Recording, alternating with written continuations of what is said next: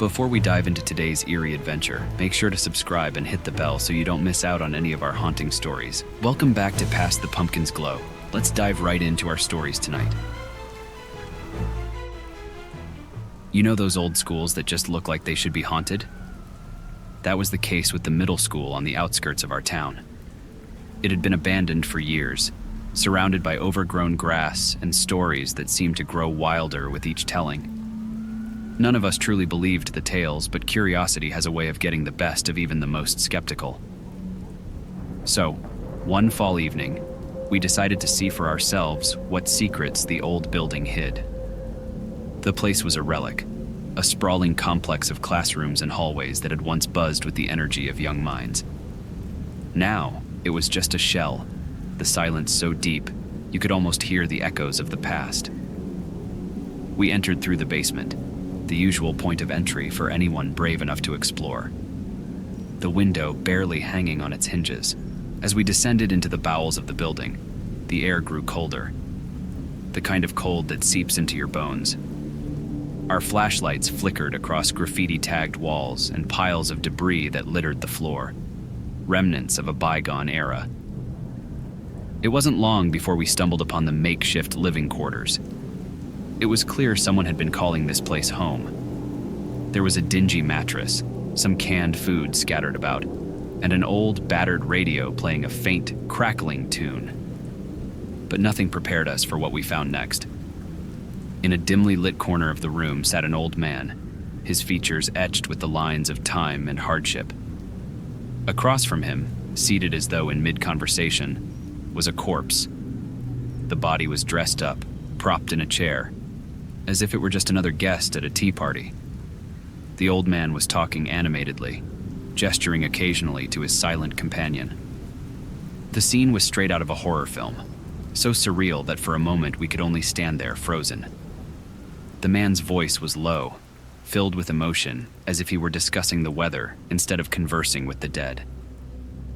When he finally noticed us, his eyes locked onto ours with an intensity that made my stomach drop.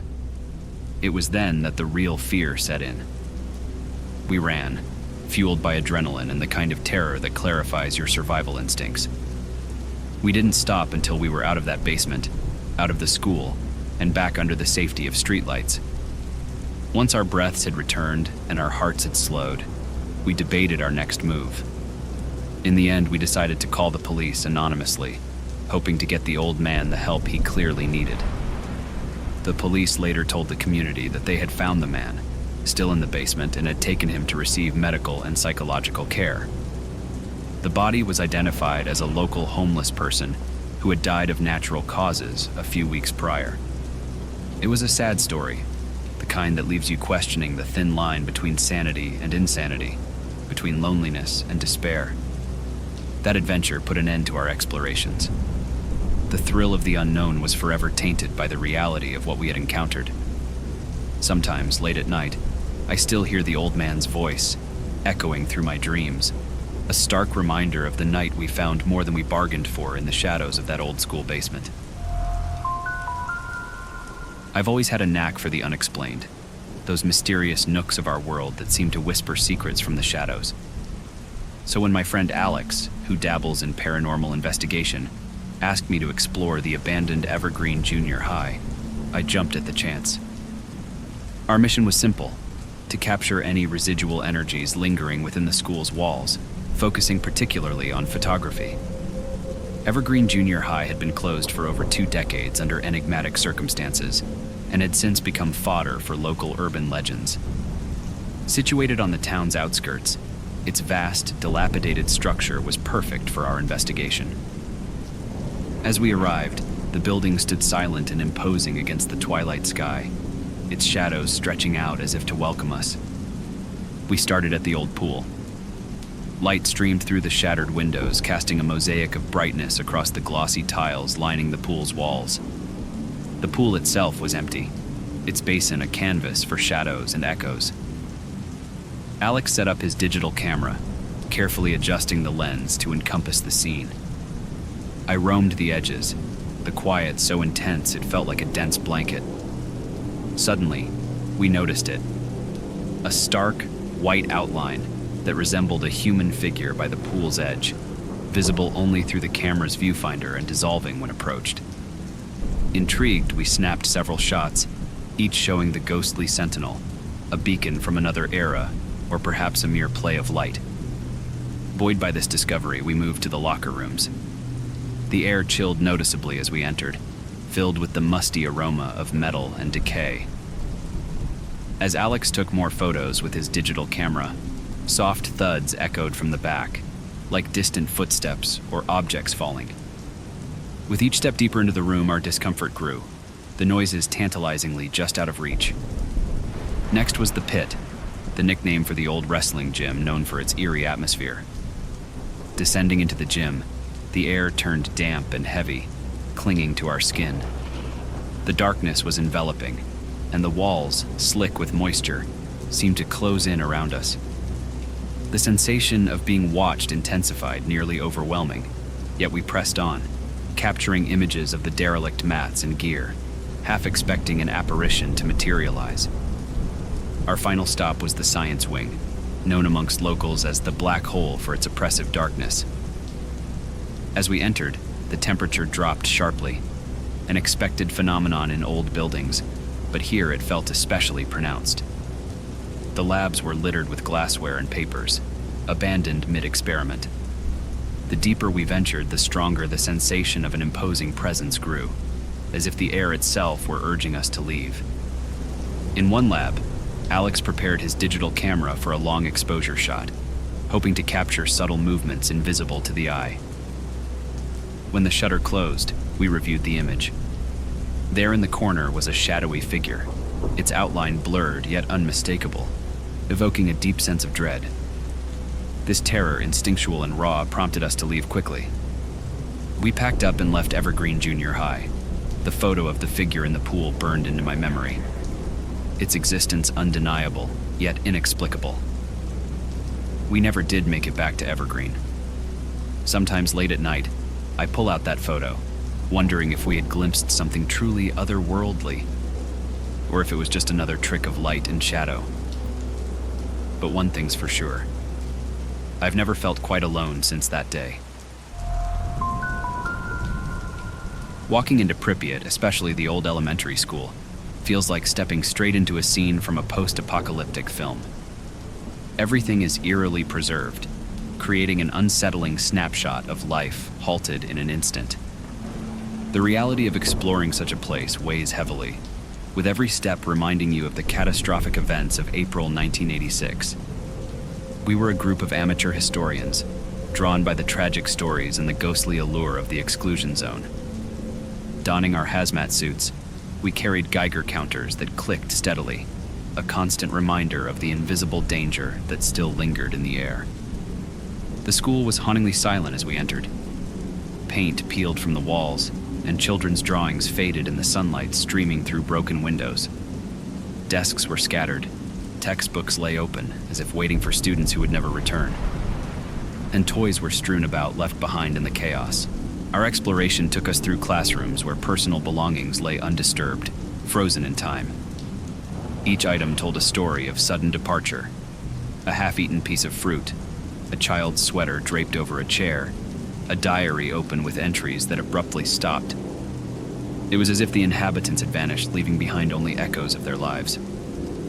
We ventured into the gymnasium, where banners for the school's last sports day hung limply. The scoreboard still displayed the points from the final game. The atmosphere was thick with the dust of decades, and as we moved deeper into the school, our footsteps echoed off the walls, disturbing the pervasive silence. In the science lab, vials and test tubes were set up on counters, awaiting experiments that would never be concluded. The blackboard bore the chalky remnants of a lesson about nuclear physics, eerily relevant to the disaster that had struck the town. But the basement was where the palpable sense of tragedy deepened. As we descended the stairs, our Geiger counters spiked, warning of high radiation levels. The air grew colder, and the musty smell of mold was overwhelming. Here, in the dim light, we found remnants of what appeared to be an emergency shelter. Old cots, water bottles, and medical supplies, hastily abandoned. This was no longer just an exploration. It felt like a pilgrimage, a testament to the resilience and desperation of those who had lived through the disaster. Amid the silence, we started to hear faint sounds, whispers that seemed to emanate from the walls. At first, we thought it was just the wind or perhaps our minds playing tricks on us, heightened by the emotional weight of the place. But as we stood there, the whispers grew clearer, forming words that we couldn't quite understand. They were soft, filled with sadness and longing, as if the spirits of those who had once filled these halls were reaching out, seeking to be remembered. We left the basement feeling a mix of awe and sorrow, the voices of the past echoing in our ears. Outside, the world of Pripyat remained quiet. The life that once thrived here gone, but not forgotten. The whispers stayed with us, a haunting reminder of the human cost of disaster. As we drove away, the desolation of the town lingered in our rearview mirrors. But the whispers seemed to follow, a ghostly choir that faded only as we left the shadow of the reactor behind. It was a profound experience, one that changed how we viewed the abandoned spaces of our world. Not just as places to explore, but as sites of memory, deserving of respect and reflection. It's strange how the mind works when you're standing at the threshold of a place rumored to be haunted. There's a part of you that scoffs, dismisses the tales as just stories. But there's another part, maybe the primal part, that whispers, "What if?" That night, standing before the old high school auditorium, all our teenage bravado couldn't quite silence that whisper. The plan was simple. Get inside, spend the night, prove there was nothing to fear. We joked about it, made bets on who would last without getting freaked out. But as we pried open the side door and slipped inside, the reality was much more intense than any of us had anticipated. The darkness inside was oppressive, almost tangible, like it could wrap around you and pull you under. Our flashlights did little to fend it off, sending long shadows dancing across the walls as we made our way down the musty corridors toward the main auditorium. The auditorium itself was a cavernous space, rows of seats facing a stage that seemed to loom out of the darkness. The air was cool and musty, filled with the scent of old wood and forgotten stories. We spread out, some of us taking to the stage to explore behind the curtains, others climbing up to the balcony for a better view. I remember thinking it felt like we were intruders in a sacred space, the kind of place that didn't appreciate visitors. As we settled in, the atmosphere started to weigh heavily on us. The initial excitement gave way to an uneasy silence, punctuated only by the occasional creak or rustle. Sounds that should have been normal, but felt loaded with menace in the dark. We gathered on the stage, trying to shake off the unease, sharing stories we'd heard about the place.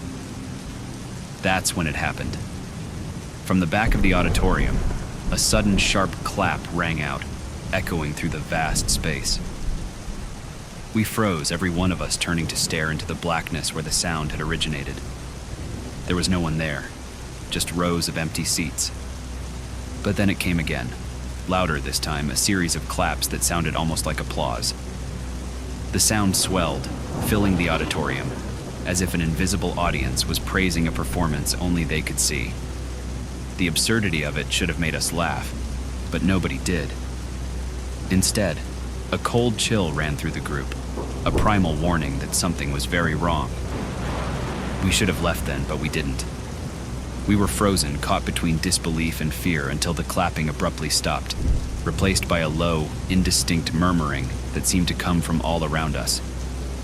It was enough to break the spell.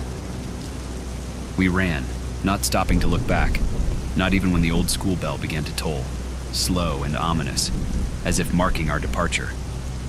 Once outside, the cool night air felt like a lifeline. We didn't stop running until we reached the main road, the lights of our town offering a semblance of normalcy. Looking back at the school, the windows of the auditorium seemed to watch us, dark and knowing. That night changed something in each of us. We talked about it afterwards, of course, trying to rationalize what we'd heard, but some things don't lend themselves to easy explanations. The experience lingered, a shadow at the back of our minds, a story none of us were quite ready to revisit. To this day, I can still hear that applause sometimes when the house is quiet and the world outside seems too still. It's a reminder, maybe, that some places keep their secrets, and some doors, once opened, can let out more than just old ghosts. Thanks for tuning in to Past the Pumpkin's Glow. If you found yourself on the edge of your seat, make sure to like, subscribe, and click the bell so you won't miss any of our chilling tales. Curious for more creepy tales? Don't just listen to the shadows, join our community of the brave and the bold. Hit that subscribe button, smash the like, and ring the bell to never miss out on our allegedly true scary stories. Have your own ghostly encounters, sinister sightings, or otherwise scary event? Drop us a comment below. We're dying to hear from you. Until next time, keep the lights on and the spirits at bay. Sleep tight.